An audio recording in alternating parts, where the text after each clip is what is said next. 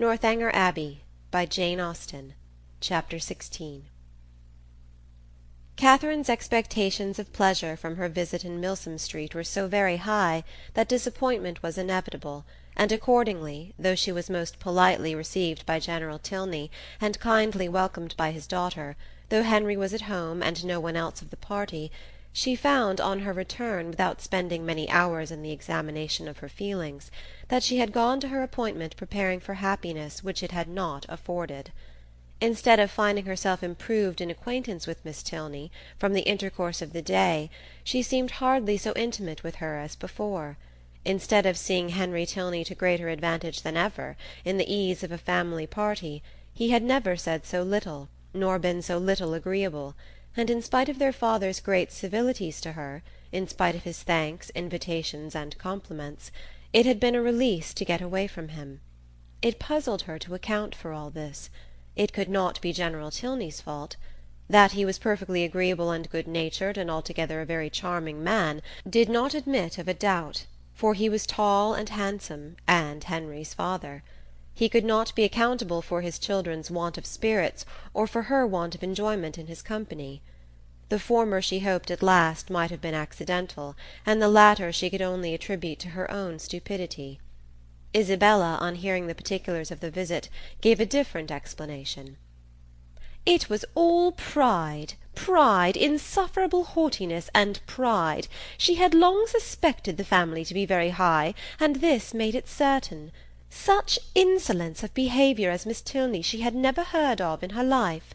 Not to do the honours of her house with common good breeding, to behave to her guest with such superciliousness, hardly even to speak to her." "But it was not so bad as that, Isabella. There was no superciliousness. She was very civil."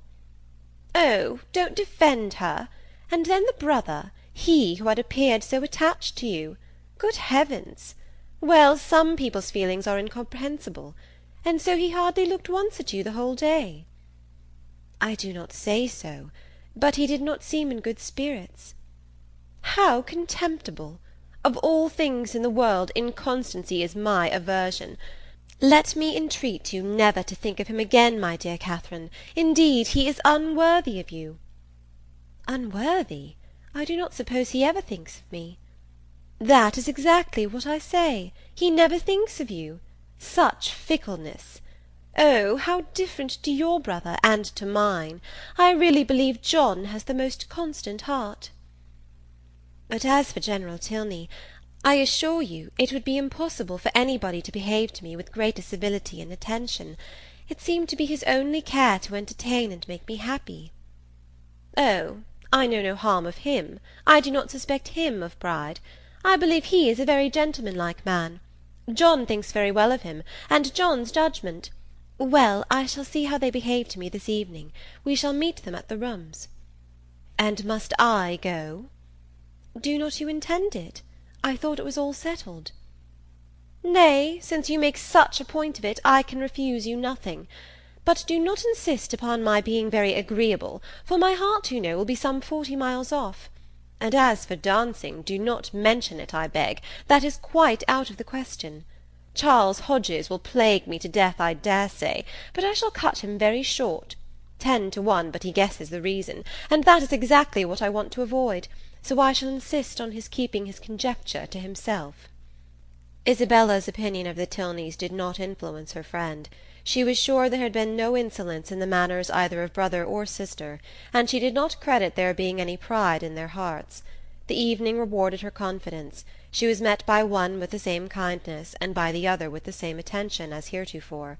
Miss Tilney took pains to be near her, and Henry asked her to dance. Having heard the day before in Milsom Street that their elder brother, Captain Tilney, was expected almost every hour, she was at no loss for the name of a very fashionable-looking, handsome young man, whom she had never seen before, and who now evidently belonged to their party.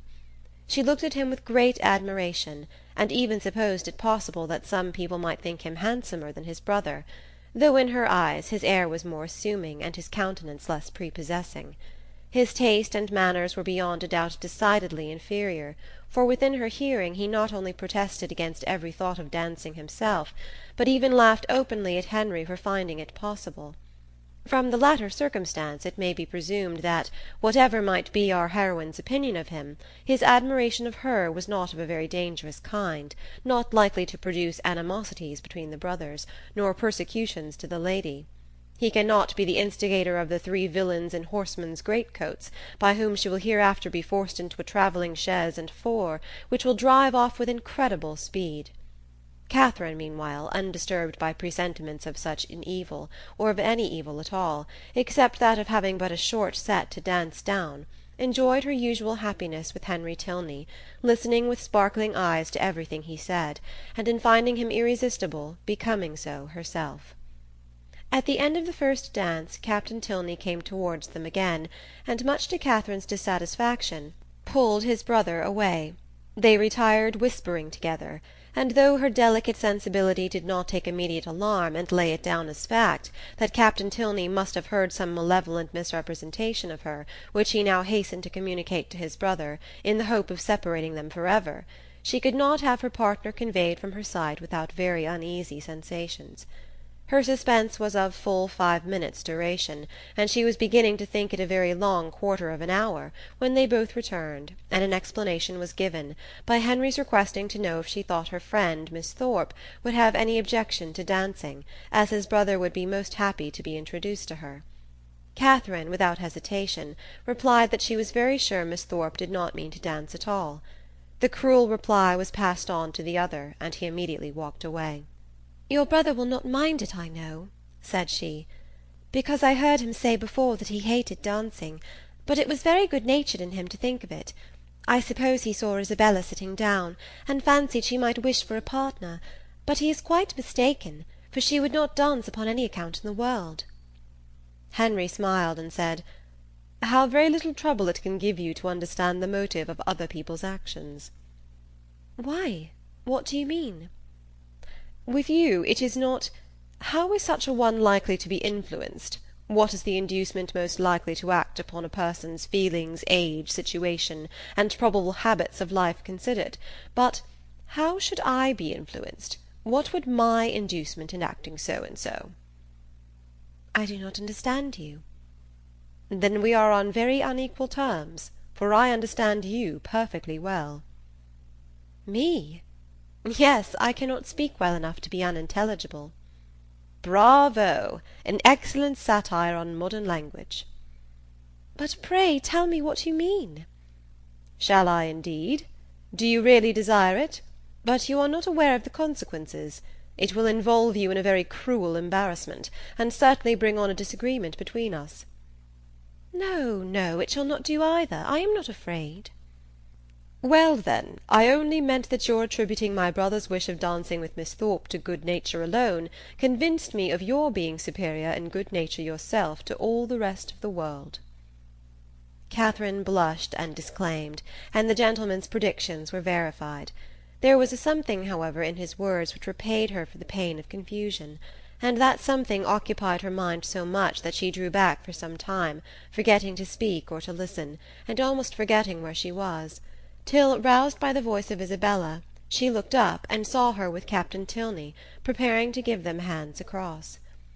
Isabella shrugged her shoulders and smiled, the only explanation of this extraordinary change which could at that time be given, but as it was not quite enough for Catherine's comprehension, she spoke her astonishment in very plain terms to her partner. "I cannot think how it could happen. Isabella was so determined not to dance." "And did Isabella never change her mind before?" "Oh, but because— And your brother, after what you told him from me, how could he think of going to ask her?" "I cannot take surprise to myself on that head. You bid me be surprised on your friend's account, and therefore I am. But as for my brother, his conduct in the business, I must own, has been no more than I believed him perfectly equal to. The fairness of your friend was an open attraction. Her firmness, you know, could only be understood by yourself." "You are laughing, but I assure you Isabella is very firm in general." "It is as much as should be said of any one. To be always firm must be to be often obstinate. When properly to relax is the trial of judgment. and without reference to my brother, I really think Miss Thorpe has by no means chosen ill in fixing on the present hour." The friends were not able to get together for any confidential discourse till all the dancing was over; but then, as they walked about the room arm in arm, Isabella thus explained herself. "I do not wonder at your surprise, and I really am fatigued to death. He is such a rattle! Amusing enough if my mind had been disengaged, but I would have given all the world to sit still." "Then why did not you?" "Oh, my dear, it would have looked so particular, and you know how I abhor doing that. I refused him as long as I possibly could, but he would take no denial. You have no idea how he pressed me. I begged him to excuse me and get some other partner, but no, not he. After aspiring to my hand, there was nobody else in the room he could bear to think of, and it was not that he wanted merely to dance, he wanted to be with me. Oh, such nonsense! I told him he had taken a very unlikely way to prevail upon me, for of all the things in the world I hated fine speeches and compliments. And so then I found there would be no peace if I did not stand up. Besides, I thought Mrs. Hughes, who introduced him, might take it ill if I did not. And your dear brother, I am sure he would have been miserable if I had sat down the whole evening. I am so glad it is over.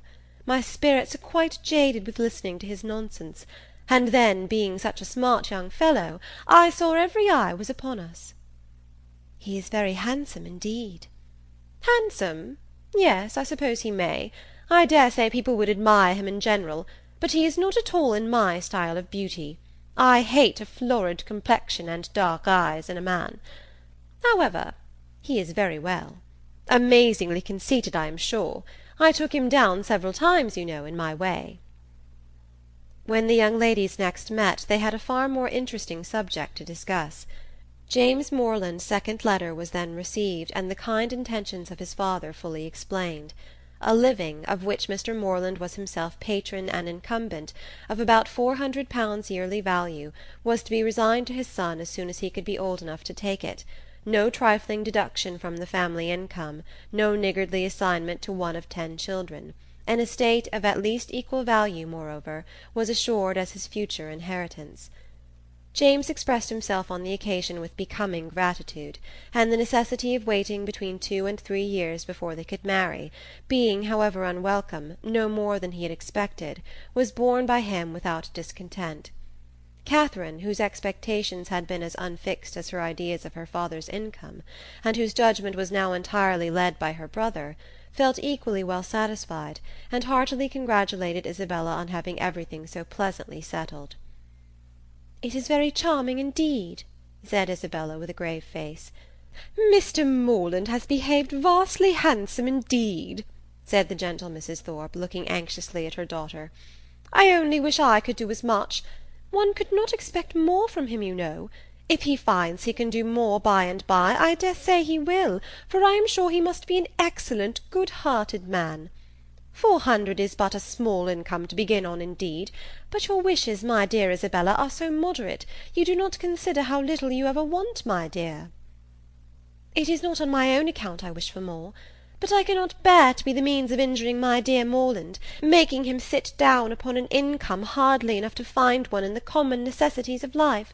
For myself it is nothing. I never think of myself." "I know you never do, my dear, and you will always find your reward in the affection it makes everybody feel for you. There never was such a young woman so beloved as you are by everybody that knows you, and I dare say when Mr. Moreland sees you, my dear child. But do not let us distress our dear Catherine by talking of such things.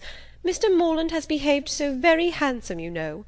I always heard he was a most excellent man.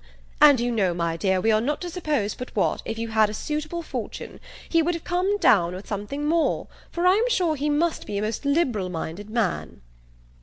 "Nobody can think better of Mr. Moreland than I do, I am sure. But everybody has their failing, you know, and everybody has a right to do what they like with their own money." Catherine was hurt by these insinuations. "I am very sure," said she, "that my father has promised to do as much as he can afford." Isabella recollected herself. "As to that, my sweet Catherine, there cannot be a doubt, and you know me well enough to be sure that a much smaller income would satisfy me. It is not the want of more money that makes me just at present a little out of spirits. I hate money, and if our union could take place now upon only £50 a year, I should not have a wish unsatisfied. Ah, my Catherine, you have found me out. There's the sting. The long, long, endless 2 years and half that are to pass before your brother can hold the living." "Yes, yes, my darling Isabella," said Mrs. Thorpe, "we perfectly see into your heart. You have no disguise. We perfectly understand the present vexation, and everybody must love you the better for such a noble, honest affection." Catherine's uncomfortable feelings began to lessen. She endeavoured to believe that the delay of the marriage was the only source of Isabella's regret, and when she saw her at their next interview as cheerful and amiable as ever, endeavoured to forget that she had for a minute thought otherwise. James soon followed his letter, and was received with the most gratifying kindness. Chapter 17